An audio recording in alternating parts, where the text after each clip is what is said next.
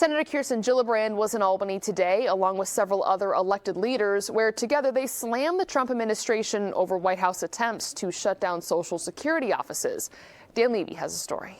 Senator Kirsten Gillibrand did not mince words, lashing out at the Trump administration and Elon Musk as the Department of Government Efficiency has Social Security Administration in its crosshairs. There's going to be a lot of hurt and there's going to be a lot of suffering by many, many people. Shutting down 47 Social Security offices, including 2 in New York, Gillibrand says is an outrage, sinful, and disgraceful. Social Security is our nation's largest anti-poverty program. Reducing access to this program is not just cruel, it's an economic catastrophe in the making.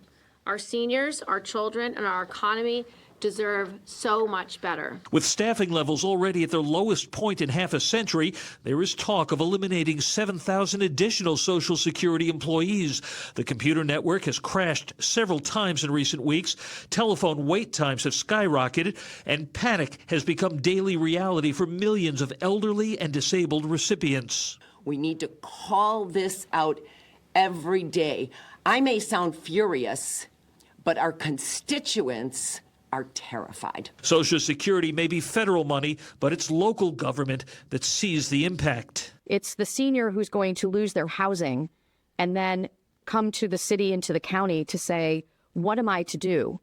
We see that impact firsthand. We are dealing with an unprecedented crisis regarding threats to Social Security. Rebecca Prevey, executive director of the Association on Aging in New York, points out for 40% of retirees, Social Security is their only source of income. The current targeted attacks to a program that has been paid for by older New Yorkers cannot be tolerated.